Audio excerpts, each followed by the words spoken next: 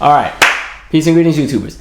So, welcome to another edition of In the News. You know what's funny? I was going back and I was looking at the comments because I actually need to go back and respond to comments on like the last 5 or 6 videos. And somebody left a really interesting comment where they're saying, how come you always say peace and greetings YouTubers? You know, because most of the people who are watching are not people who upload content to YouTube. They're usually people that watch, or maybe they have an account with Google, but they're not really YouTubers. So why do you call them that? And I was like, you know, I don't know. I just always said that. Like, it just was always a phrase, and it caught on, so it just fit. But I don't know, you're on YouTube looking for videos, so you're a YouTuber to me. And another friend was like, well, you know, you should start giving everybody who subscribed a nickname. Like, I was like, I think that's corny. I was like, what am I gonna call y'all the Calvinites? Like, we're gonna pass on nicknames. I think that's corny, or at least just for this channel, it doesn't work for that. But anyway, there's been a lot to go on in the last 2 weeks. Even with me, as you know, I went to Atlanta for a music conference. I went to Seattle to visit my mom. If you've been following me for a long time, you know my father died some years ago. My mother just now sold the house that I lived in during high school. And so I just wanted to go and be supportive to her because, you know, it's one thing when you have a house and it used to be filled with children and a loving husband and a dog and, you know, lots of noise and music and the smell of food and stuff. And then when it's just you in there by yourself and as you're moving everything out and there's no furniture left, that can be kind of depressing. So I just wanted to be there to support. And it's interesting because, you know, when you go to a house that you've grown up in and all the furniture's gone, you can still hear and see and feel all the memories in each room as you walk through it. And I remember when I went to my room, I just busted out laughing because me and my father had painted 2 of the walls in my room. And I just remember my foot had stepped on the paint tray and all of this teal paint just went all over the carpet. And my dad just, like, blood pressure high, boy, like about to lose his mind. And I just busted out laughing. And then in that same week, me and my brother were play fighting. And I don't know what happened, but somehow I threw him into the wall. And we put this big old hole in the wall, like this big. Mind you, we just bought the house. Like, my parents got it built from the ground up. And my dad, we just got this house. What is wrong with y'all? Get upstairs. Like, so it was hilarious. And then there's been some opportunities that have come in. I'm still on the fence about one of them, but I did accept the other one. And so that's what I was working on all of last week, which is why you guys didn't really see me. But as everything matriculates with that, I will give you guys the details about when that airs, if it airs, and once everything clears. But anyway, let's get into some news stories. I'm going to start with the lighter stuff, and then we'll get to the heavier stuff. First order of business. I don't know if you've seen this, but it's on Netflix. It's a really, really great documentary. It's on Quincy Jones. I think it's just called Quincy. It's an excellent documentary. If you're a person who's really into just music history, or you want to be a music historian, or you just like watching a good documentary, this is a great one. And I like that, you know, it takes place over the span of like 4 or 5 years. It's an excellent documentary. As a matter of fact, if you follow me from way back in like 2011 when my channel was like 30 subscribers, my name used to always be Calvin Quincy on social media because Quincy Jones was always like one of my big influences. And so I was like, okay, this is an excellent documentary. But I have such a respect for his work ethic. I mean, even in his 80s, this man is getting it in, like as far as just going and doing different shows and traveling to different jazz festivals and producing these events and doing this and that. And it's a great way to just go and look back at how he's contributed to the music industry since the 1940s and 50s. I mean, this man is just literally genius. And so there's a part that is sad though, where he's like, I think he's with what is the guy's name? I can't. God, it's somebody from his era, but they're just talking about how literally all of their peers are dying like one by one. I was like, dang, that is scary. You're watching a great generation kind of phase out because they contributed so much to entertainment. It's sad to kind of see them all pass on because Quincy Jones, I think, is about 84 now. But it's a great documentary, so check that out. Let's talk politics really quick. I don't know if you've seen this coming out of Arizona. I always told you, Arizona, Florida, and Washington, it's always something. There's a candidate named Paul Gosar. And so he's the incumbent government official that's already in office, but he's running for re-election. And he's part of the Republican Party, and his opponent is a part of the Democratic Party. So here's the thing that I found hilarious. Paul Gosar has 6 siblings who must despise everything about him as a politician. So the 6 of them have got together and released an ad that's pretty much urging people not to vote for Paul Gosar. I was like, yo, you have to be a terrible kind of person for 6 of your siblings to go on state and local TV and tell people not to vote for you. Like, what kind of, you know, usually families will try to put up a united front for the masses and cuss each other out behind closed doors. Oh no. This family said not today. They're going to lay it all out there. Like, to be a fly on the wall at their house this Thanksgiving. Like, Gosar family, can you guys please invite me over for Thanksgiving? Just let me sit at the table. You don't got to worry about me eating anything because I feel like y'all put Kraft singles in your macaroni and cheese anyway. So you don't got to worry about me eating. I just want to sit there and watch and observe. Like, I know that they're going to be cutting up at that little dinner. Like, Paul Gosar is going to come in there with his wife. Nobody's gonna eat his wife's little risotto with the capers in it. Like it's gonna be silent on one half of the table. And then Paul Gosar responded, and he was like, "Well, see, now I understand why I'm mom's favorite." I'm like, "Oh Lord, they brought the mama in this." Yo, like they cutting up. So I would like to see how that pans out. Now, watch Arizona still vote for Paul Gosar, just because that's how they be doing things over there. But normally families always try and put on that united front. It's kind of like Family Feud when a stupid family member keeps messing up everything. They keep messing up the money. The family will still continue to support and good answer, knowing good and well they pissed off. Like, always think about the end of the episode when they have to do that last round, and it's the 2 family members that they selected, and these are supposed to be the 2 smartest people in the family. And they just have to answer the 5 questions in 20 seconds and get to 200 points, and they win $20,000, or they win a van, or whatever they win. And so there's always that first family member, and they get like 170 points. The other family member only has to get 30 to get to the 200. That other family member, man, I don't know. They say, what's the most popular color in the rainbow, and they done said fuchsia. They done said what's the tallest building in the world, and they done freaking said a 1-story house, and so they lose. And even after all that, the family still comes out there in a good mood. Dun, dun, dun, dun, dun, dun, dun. They playing that off. Now, I guarantee you, when they get in that van, when it's over, that car ride back, woo! Goodness, it always makes me think of the Casey Anthony case. Like, you remember that case? That was the girl who killed her daughter. Or she tried to claim that the daughter drowned in the pool, but then out of nowhere they also put out the accusation about the father molesting her and the granddaughter, and it was a whole bunch of chaos and a whole bunch of mess. But I always wondered what it was like to be in that family in the car together after all of that went down, because it's like, okay, you got the mama driving the van, stressed out, the dad's pissed off at Casey because now she done called him a pedophile, everybody's mad at Casey as well because she done killed the daughter. Like, what's going on in that car? Hot mess. That's hilarious. But yeah, so Paul Gosar, we shall see how that goes. Moving right along, some of you guys asked me about this whole Maroon 5 thing in the Super Bowl. First of all, I thought we weren't watching. From what I was told and from what we all agreed on, we said we were boycotting the NFL until they stopped tripping. But clearly, some of y'all done jumped ship. Some of y'all probably eating Papa John's too, extra pepperoni, but that's okay. But as far as the Maroon 5 thing, because people were saying, how is it that they're in Atlanta of all places and they don't even have any acts from Atlanta to headline the halftime show? And my thing is this: the NFL is in a bind, and right now they have 2 demographics of people who are pissed off with them. White Americans who are extremely patriotic and think that the NFL has curved too much to the wants and the needs of people like Colin Kaepernick. And then you have black Americans on the other end who are like, no, the NFL is racist and this, that, and third, and I have some kind of way about the way that they're treating the players, and $40 Million Slaves is a book that really has a lot of value and validity today. And, it still pisses some of us off every time we hear Jerry Jones talk about his players and how no one will be in the locker room during the national anthem. They're going to be out there toes to the line. So, the NFL kind of has 2 groups of people pissed off with them. Now, because the white demographic is a larger demographic and a larger purchasing demographic, they're going to be top tier priority, because the bottom line is the NFL is a corporation and their focus is making sure they meet their revenue requirements. And so they're willing to sacrifice people who look like us in favor of making sure the larger demographic is taken care of first, and then they get to us. So an act like Maroon 5 is the perfect act to appease that side that's pissed off. And because Maroon 5 they actually do have good music. They're kind of universally appealing. They're not too overly sexualized. They're safe enough for the soccer moms. They're safe enough for the overly conservative people. It's a perfect win. Plus, the NFL is still in damage control because a lot of people are still pissed off about the Bruno and Beyonce piece, because people thought Beyonce's set was way too radical. As a matter of fact, I remember after that halftime show, we were at work and my boss was trying to figure out something that all of us could do as a staff later in a few weeks. And I was like, oh, well, can we see Beyonce since she coming to town? Because I ain't trying to pay no $300 and $500, but it's cool if y'all do it, then I'll go. And the one white person we work with was like, I don't support cop killers. I'm like, all right. I see who I won't be offering to share my lunch with ever again in this place. All right. But anyway, so yeah, NFL, that Maroon 5, that it all aligns with what the NFL is trying to do. I see it from there. But yeah, I'm not really impressed. I wasn't planning to watch anyway. But y'all have fun. Enjoy. Tell me how it was. Jesse Williams, I see he's catching a bit of flack. Jesse, call your PR team. I don't know why y'all thought that was a good idea, but apparently he's working on a project that's centered around Emmett Till, which sounds cool to me. However, the marketing has been rolled out in a terrible way. They pretty much are using the same rhetoric that's used in the Nike ad with Colin Kaepernick as far as the believe in something even if it means losing everything. And so he has that caption, and then it's a picture of Emmett Till's mom at the funeral.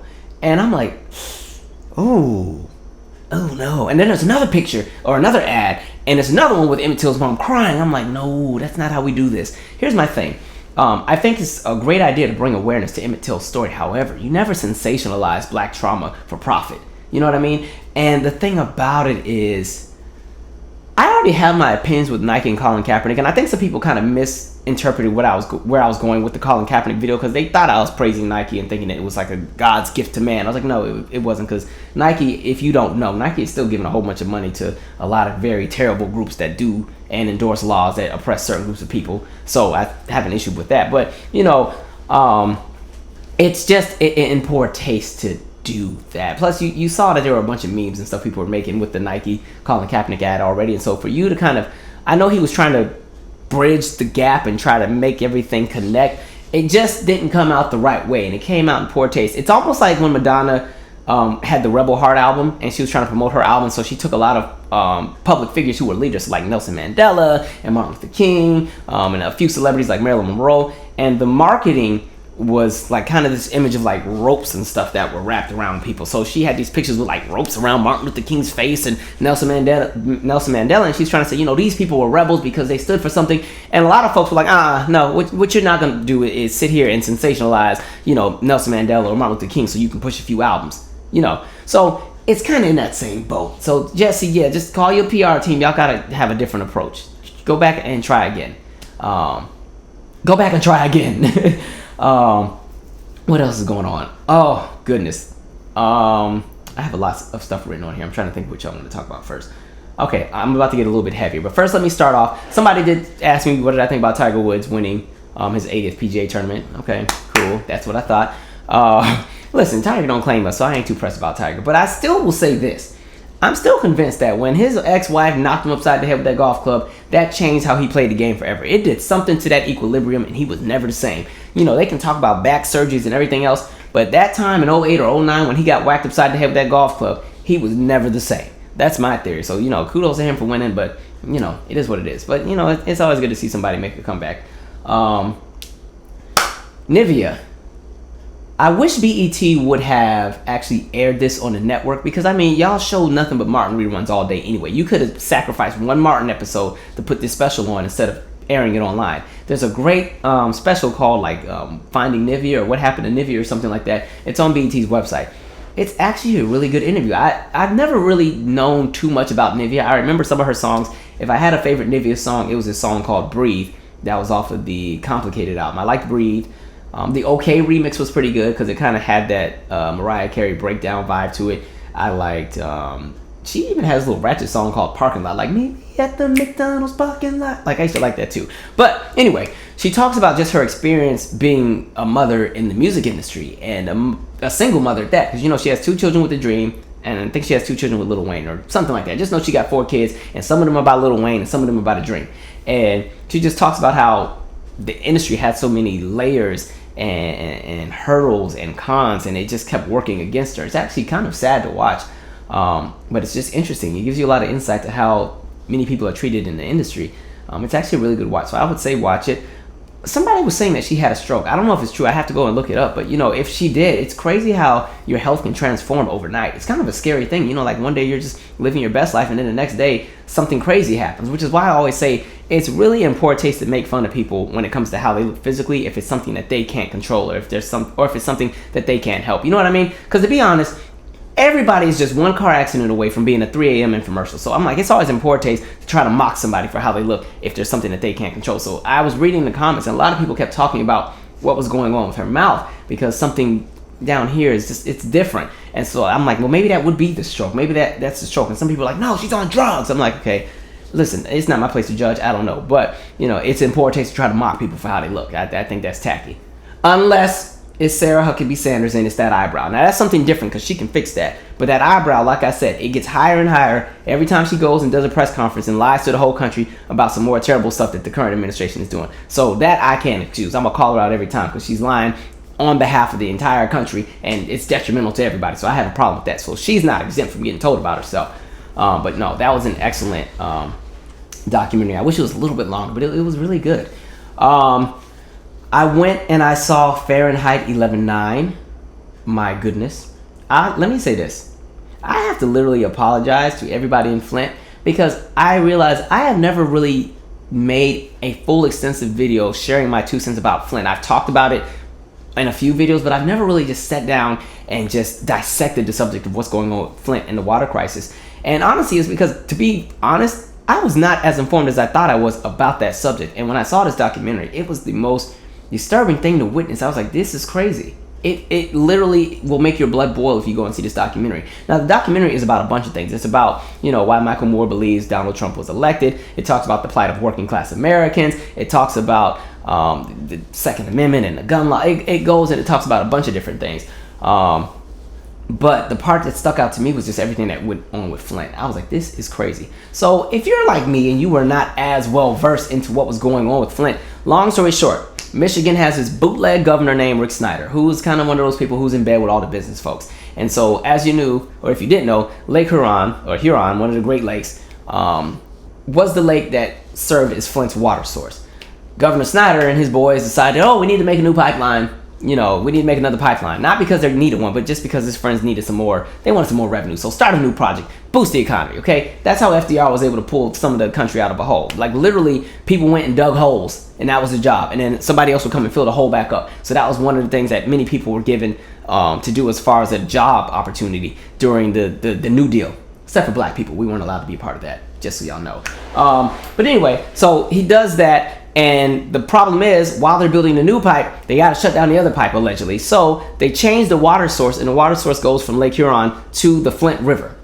Now, if you live in the DC metropolitan area, the Flint River is like the Anacostia River on steroids. So there's all kind of toxic waste in there. There's fecal matter in there. There's lead in there. Of course, that river used to be a dumping grounds for many of the factories that used to exist in Flint, because, you had General Motors over there. I think Ford might have had a factory over there. All kind of stuff. Long story short, the water is terrible. The water is like straight brown. And like I said, if you live in DC and you go to any bar, you can always get a drink called the DC tap water. And it's like some kind of cocktail that's brown. Okay, that's exactly how the Flint water looks. But just picture that on steroids. And it's crazy because another thing I learned is I had no idea that once you get lead poisoning, it never goes away. It's always there. The side effects will always bother people internally forever. And so there were just so many things that were disappointing to watch, including Barack Obama. I was like, yo, that is disappointing.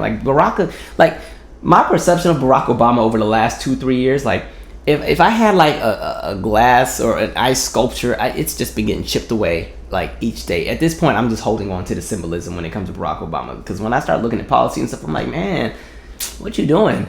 But it's crazy. And as I was watching, like, literally all 10,000 children who live in Flint are all affected by the water. They've all had it, they've all drank it, and the water is giving people lesions on their skin.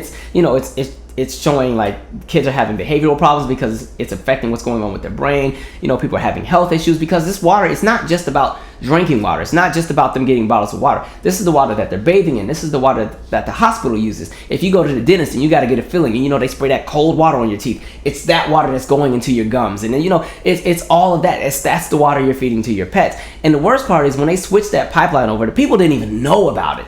It just was like surprise. You know what I mean? So just imagine what that has to be like. If you're one of those people who wake up at 3 or 4 in the morning because your throat got dry, and you go and you get a glass of water, you don't even turn the lights on, you just run and sing it, you done set yourself up. So, goodness. So what I was going to ask is for anybody who follows me who has more insight to anything associated with Flint, just send me some information. CalvinBMichaels@gmail.com. Also, if you know about any organizations or corporations or anything that's doing something to help remedy the situation, please send me a link to their website, because I will gladly have that posted in my about section on every video until that's handled. And the worst part is it's still not being fixed. The government knows about it. It's just there. And, because it's not being reported in the media as much, a lot of people think it's handled. Like, you will go and Google the Flint water crisis and it'll say, oh, it's handled. All the water's good now. It's not. And so it's terrible. And the worst part, you got to think about it, is Flint is a working class city, and the majority of the population is black on top of that. So I'm like,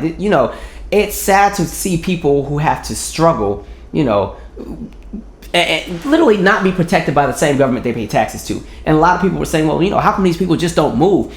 And the documentary does a great job of explaining why there's not a lot of people who are moving. Because again, if you're a homeowner and you need to sell your house, if nobody's moving into your town to buy it because your town is a food desert and there's not really a lot of great schools and there's this, that, and the third, and now mind you, the people are beautiful people that live there and the culture of the city is still there, but the city has no resources, they're tapped out, Flint's probably not gonna be at the top of the destination list. You know what I mean? And the scary part about it is that's just one city. The incidents that are happening in places like Flint are happening all over the country, especially in places where there's a working class or where there's a demographic of people who do not carry the same amount of wealth. And so they also bring up, what's going on with West Virginia. And this is why I wish sometimes, and I say this so many times, I wish when we talk about race, because I only bring up race from a structural standpoint, because as a black person, I can literally pull up actual laws that support the ideas and the struggles that show that this country has had it out for black people since we got here. Since we got free, they've had it out for us.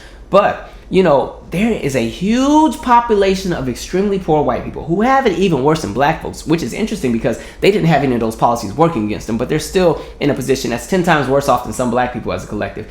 And I'm just like, if both groups could understand that you're under the same bubble of class oppression, and work together and vote out a lot of these corrupt politicians, it would just help. But, crooked people put the element of race in there. Like I say, Lyndon B. Johnson said that before. If you can convince the lowest white person that he's better than the best black man, he'll always vote against himself. Because if you're somebody who is working class poor, you have literally nothing. The one thing that might make you feel a little bit empowered in 2018, if you haven't been taught the right way, is that, well, at least I'm not black. So, hey, at least I have that power over them. And so, unfortunately, it's sad to see what's going on all across the country, because literally there's so many groups of people that are under attack for various reasons. And it's like, rather than people seeing that literally we are all in the same boat, we may have different experiences, but that boat is all going to the same place, and it's the boat to freaking being poor. God, I just wish people could understand, work together, understand politics a bit more. But so many people are so freaking brainwashed.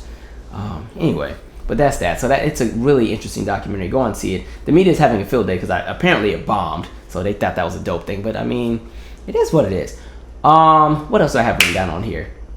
Oh, I really want to see this LeBron James documentary that comes out next month. It is called Shut Up and Dribble. It's like a docu-series. It's going to be narrated by Jamel Hill from ESPN. And like I said, I know that's going to be an interesting thing, because I've told you before, when it comes to the narratives that are put out about a lot of these athletes, as far as the whole shut up and dribble and just be grateful you're here, it just goes to show you that a lot of these sports leagues and college teams, they don't care about the players that much. And I just wish the athletes would recognize how much power they have in numbers, because it makes me think of the Jordan McNair situation. Now, Jordan McNair was a football player for the University of Maryland, and as you know, he died. There was some kind of instance or situation he was in with heat stroke. And from what I've been reading, apparently he wasn't himself before. I think he passed out or something like that, but he became delirious. Something was off. They waited a whole hour before they called 911. And I think that comes from the whole idea of football coaches just always wanting to be tough, and you got to push yourself, because something like football is a test of endurance. It really is. Believe it or not, I actually played until I was a sophomore in high school. Then I stopped because everybody got bigger than me. I stopped growing, and that crap wasn't fun no more. But I just remember when we used to practice in those summers, Seattle is a different ball game than Maryland. Seattle doesn't have humidity. But even as we would practice in 80-degree weather, you would sweat from places you've never sweat before. Like, you would sweat from your eyebrows. You would be worn out. And the coach that we had, first of all, he used to talk about he was from Arizona State. And I'm like, well, then what you doing at my high school? But apparently he was a defensive coordinator from Arizona State at some point. And so he was just he just made you run all day. He just pushed you. And I mean, kids would be throwing up. He did not care. Keep running, keep going. Because, I think college football coaches might be the worst ones, because, colleges fire a coach like nobody's business. That's the one place where you will not have job security. You can make it all the way to the final championship and lose, and you will be fired. So, the coach we had was just over the top and just made us run. And I can just imagine Jordan McNair being exhausted, but he wants to push himself, because as an athlete, when you're doing something like football, you don't want to disappoint your team. You don't want to disappoint your coach. You don't want to disappoint the school you play for. You don't want to disappoint yourself, because you've set a bar for yourself. Because when it comes to being an athlete, and if you have aspirations to make it to the pros, you know that you have to be the best of the best of the best. You just can't be good. You just can't be great. You can't even just be excellent. You have to be better than everybody on your team, better than everybody at your school, better than everybody in the district that your school plays for, better than everybody in your city, better than everybody in your state. You got to be top tier, top notch, where the people are coming to recruit you. So people are going to push themselves, and that's why you have so many of these kids who, especially in the South, places like Georgia, Texas, Florida, Alabama, in the high school and the colleges, they're always passing out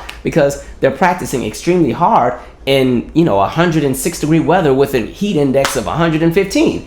That's crazy. And so it was interesting to just kind of see how the Jordan McNair situation happened, because it was like there was no sense of urgency for his health. And I think a word of advice for those who are athletes: I understand that you're trying to climb that ladder, but if you know that something feels off, you have to know when to say no. And mind you, that's not me blaming Jordan, so don't take it that way. But sometimes I think we're always just trying to do the best that we can do, that sometimes we're so hard on ourselves, we don't realize that our body is tired. We don't realize that we have to step back, because football is it's an aggressive sport. You're running fast paced and you're cracking into somebody every 5 seconds. Now, when I played, they always told us, practice hard, but don't kill each other at practice. Save it for the game. And so, you just got to think, if you're sprinting at full pace and you're running into somebody who's 210 pounds head on or shoulder to shoulder, and you're doing that 20 times because you're a lineman over and over every day for the next 3-4 months, you just got to imagine what that does to your body. But going back to LeBron James, I really want to see how that goes, because he's definitely been a target of the media. They hate that he's political. They hate that LeBron James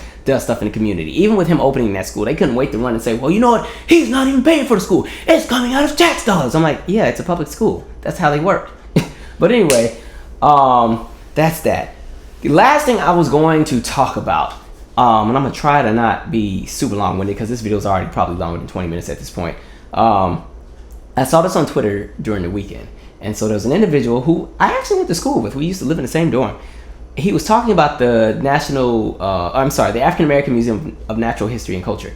And he was talking about how there's an exhibit they have. They have a hip hop exhibit, and the curator for the exhibit is a white woman. So he pretty much posed a question as to, why is she in that position?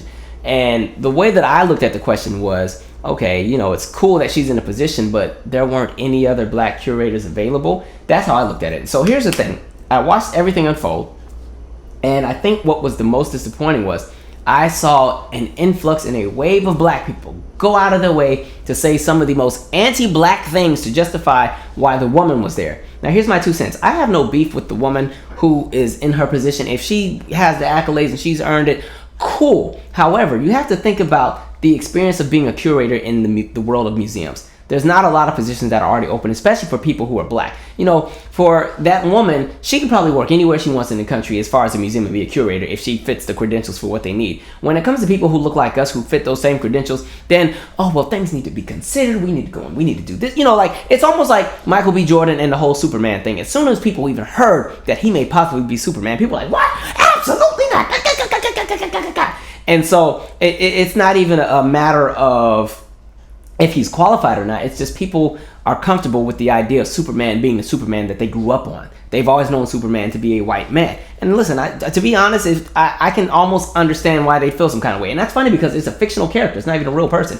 So what I didn't get was there were so many black people who were pissed off that the guy even asked that question. I think it's okay to ask those questions. Now he had went out of his way to get a petition to get her fired and get her removed or something. Then I'd be like, okay, wait a minute. Let's go back to the table. Let's reevaluate what's going on here. But as far as the argument with that, I don't see a problem with him asking that question. I think as a collective, we are one of the most inclusive groups in the world. We're also one of the most charitable, believe it or not. If you just think, when you go to a cookout, you go to any kind of functioning where there's black people, food, and music. The minute you hear all the black people making all this noise, yeah, woo, and you go see what it is, you done found the one white person at the cookout who knows how to do the electric slide or the cha-cha slide or whatever cool dance is out at the moment, and we're gassing them up. Well, yeah, you better, all right. If you go to church and there's that one white person who can preach like a black person or who can sing like a black person, you get, we are extremely supportive. However, it's okay to be protective of something that you believe in. It's your history. You just want to make sure that you have some of the people who are best fit for the job in that position. And the narrative that a lot of people were pushing was she was the best fit for the job, which I personally don't buy. I have nothing against her, but I know for sure there are a ton of black music historians who can probably school everybody and their mama on some hip hop culture. And so it's not to take away from what she has going, but it's like, the question is just, did they even consider or look and see if there was anybody else? Another thing, to be fair, is that the Smithsonian is not a black company. It's a taxpayer-funded organization that, pretty much it's for everybody. It's supposed to be for everybody. It's inclusive to everybody, which is why I'm like, okay, I can understand that, because then it would be like, we can't make everything super pro-black if it's not something we own. But I just found it so interesting that so many people went out of their way to say some of the most anti-black things. Like, they were like, well, no, black people, somebody was like, I'd rather have a white woman do it because black people are going to do this and black people are going to do that. And I'm like, what I need us to stop doing is comparing ourselves to every other group of people. The thing is this: every group of people in this country, whether they're white, whether they're black, Latino, Asian, whatever race they are, everybody is cut from a different cloth. Everybody has a different experience. Everybody has a different purpose as to why they are here. And so you can't always compare yourself to what somebody else is doing, because they're not seeing through the same lens that you're seeing through. That's one thing I've never done. Like, I am unapologetically blackity black. I measure my success and I measure myself by what I believe my standards should be as a black man in this country and how I serve my community. That's what my standard is. I'm not aspiring to be like a different group of people. Like, I don't measure my success. I don't go and I don't buy Forbes magazine and say, oh, I want to be like Bill Gates. Bill Gates is cool, but he and I, we're on two different playing fields. We're doing different work. No disrespect to him, but we're doing different work. And so, I think we have to stop measuring ourselves and being so hard on ourselves. Like, when I was reading and stuff, like, it was like, damn, just say you don't want to be black.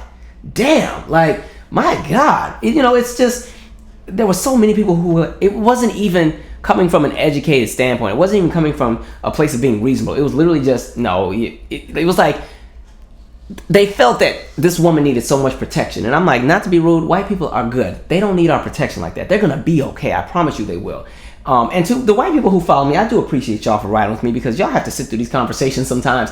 And I'm like, listen, if you are honestly still subscribed, I'm like, okay, that means you understand that when I'm talking about these different things, I'm not attacking individual groups of people or people individually. I'm talking about things from a structural standpoint, and that individually, everybody, you can't blanket and put in the same statement. But collectively, certain groups just do certain things to an extent. Not everybody, but there's enough representation to make a valid argument. And so those of you who are subscribed, I rock with y'all for hanging, especially, I think her name is Rachel. I think your name is Rachel. Rachel, you be on it. Like, listen, I rock with you because you are ready to fight at the drop of a dime on every video and back me up. So I respect you for that. Thank you.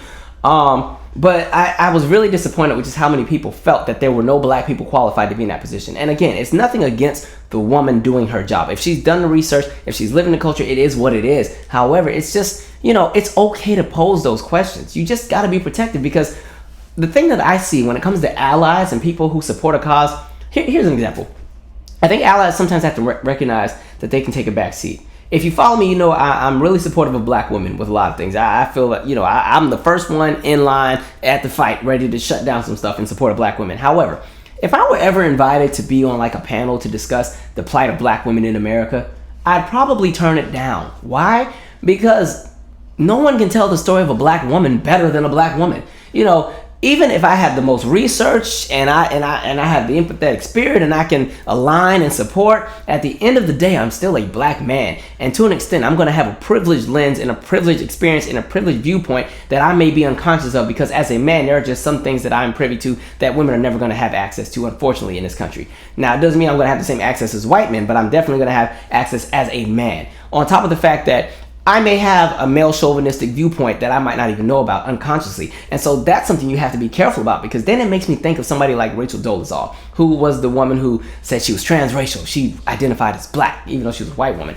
And, she was, to an extent, doing some decent work as far as, fighting for the community. But the problem was that white gaze that she had in her perspective also worked against her, because one, in addition to the fact of her having a top tier position in the NAACP chapter that she was at, one, that's a position that could have been for somebody else that she took. But rather than doing things that could push and progress what it is they were trying to do, she was doing things that was detrimental, and it was because it was coming from her lens. So she would stage random racial attacks that never happened. Like, somebody put a noose in her mailbox. Somebody did this. She would do different things where she'd have black people lay out on the street and pretend to be dead and and do all these different things. And some of the stuff wasn't really happening, and it took away from what the actual NAACP was trying to get accomplished. And so she thought she was helping. Really, she was in the way. And so sometimes I think allies have to recognize that you can have a seat at the table. You certainly can, but you're not going to delegate what everybody's going to eat. You're not going to change the cuisine. You're not going to lead the conversation. I mean, even if you've earned that spot, out of respect for the people in the delegation at that table who are actually under the bubble of whatever struggle they're in, you have to be able to respect what their plight is, which is why I said if I was ever invited to be on a panel to discuss, the plight of black women, I'd be like, there was nobody else. Like, I mean, I'll do it if I'm the last resort after you done went and asked all 22 million black women in America. But, I would take a back seat. Now, if you want to talk about the plight of being a black man in America, and a black millennial, call me up. We can do it all day. But, that's that. I didn't mean to rant so long, but it was so disappointing to see so many of us just have there's a lot of us who just really have these inferiority complexes about ourselves. And I think that was my beef with Rachel Dolezal. Her entire perception of us came from a place of victimhood, to the point where anything that she had to say associated with black people always had to be about some kind of struggle that we were in. And something just was off about it. Now, some people may say that's what I do on this channel. I'm like, no, I just talk about structural things and how it affects people, and then I bring it all back. I don't look at black people as we are a woe is me population. I gas us up because I think we are dope. I wouldn't want to be anything else. No disrespect. Because I just look at us and I say, you know what? If you are a black person living in America in 2018 and your relatives are the descendants of slaves, or your lineage comes from that means that you came from the strongest of the strongest. And this is no disrespect to the people who didn't make it or the people who jumped off the ships, but I'm like, when you think of what the people who had to endure slavery, what they had to endure, the people who had to endure the nadir period and sharecropping and the failing of Reconstruction and all of that, and the black codes and the fugitive slave, all of that, that's in your lineage. You're standing here today because people were able to push through with all of that going on. Push through sterilizations in North Carolina where they're sterilizing black women. And that happened up until the 1980s. Push through the whole thing with the schools just being a bunch of bull crap. Push through the things with them poisoning the water. Push through with them, doing different, how they drew out the cities. You survived all of that. So why would you be ashamed of that? Why would you be it disappoints me when black people want to run away from the fact that they may have come from slavery, because now there's a narrative, we were already in America. Black people had already been in America before Columbus, which I do believe. Yes, there's artifacts, there's proof that black people have been all over the Western Hemisphere long before Columbus and the ships arrived. But that still doesn't erase the 13 million people who were brought to the Americas and enslaved. And most likely, most of us come from that. And I'm like, it shouldn't be something you should be ashamed of. Be proud of the fact that that's your lineage and you're here today. You know what I mean? Anyway, this video has been so long, and it's been turned from in the news section to a therapy session to me talking about my childhood to everything but what it was supposed to be. But that's okay because we're here. That's it. That's all I got to say for today. So anyway, I'm out. Subscribe.